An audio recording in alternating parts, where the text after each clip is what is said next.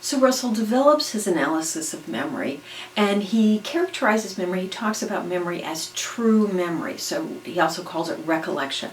And he wants to distinguish that from things like habit memory or other kinds of memory. And you might think about it in terms of episodic memory. That's the word that we use more in contemporary psychology to talk about this sort of memory.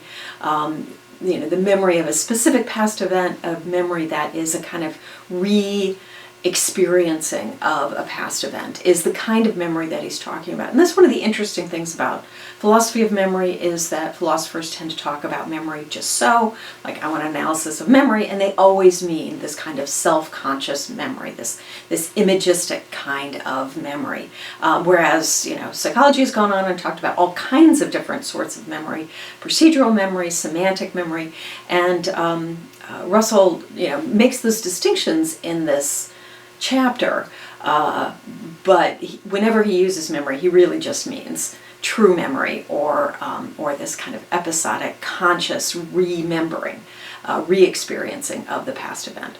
So he wants an analysis of true memory, and goes through a lot of different distinctions in order to develop this analysis. I'm not going to go through all of those details. We can bring up and discuss those, any of those that you found confusing or interesting in class discussion. I want to jump to the end where he gives his summary of his analysis of memory, and I'm going to look at some of the specific components and talk about what he adds to this feeling of familiarity and feeling of pastness.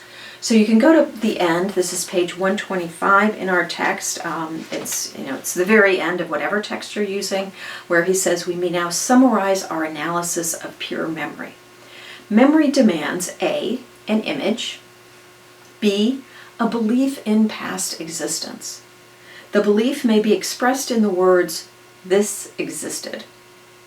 The belief, like every other, may be analyzed into 1, the believing, 2, what is believed. The believing is a specific feeling or sensation or complex of sensations, different from expectation or bare assent, in a way that makes the belief refer to the past. The reference to the past lies in the belief feeling, not in the content believed. There is a relation between the belief feeling and the content, making the belief feeling refer to the content, and expressed by saying that the content is what is believed. The content believed may or may not be expressed in words. Let us take first the case when it is not. In that case, if we are merely remembering that something of which we now have an image occurred, the content consists of A, the image, B, the feeling analogous to respect, which we translate by saying that something is real, as opposed to imaginary, and C, a relation between the image and the feeling of reality of the sort expressed when we say that the feeling refers to the image.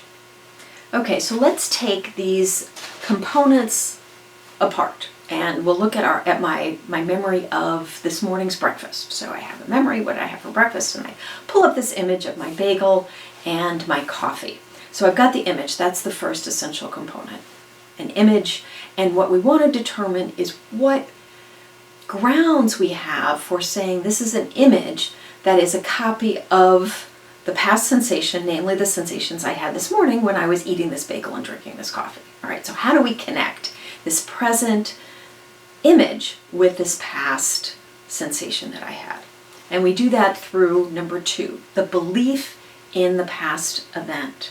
And that's analyzed into 2 components, the belief feeling, which is the feeling of pastness, feeling or sensation or complex of sensations different from expectation or bare assent.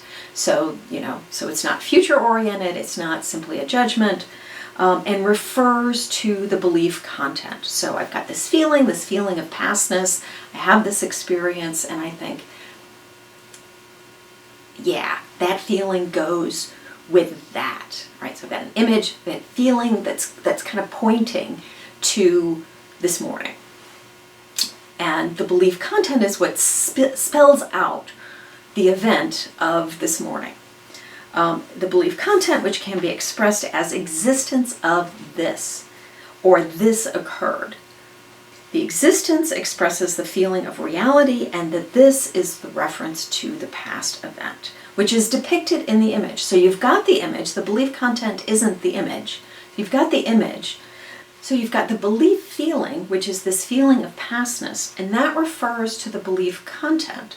And the belief content has the content of this existed, where the this is referring to the past event that's depicted in the image. So the this is getting you the image and the past event together to say this image is this past event. And that's how you get the connection, according to Russell, between the current image that you're having and this past event. It's by virtue of the reference of the belief content and the way in which the feeling of pastness that accompanies the image gets you to that belief content that this existed.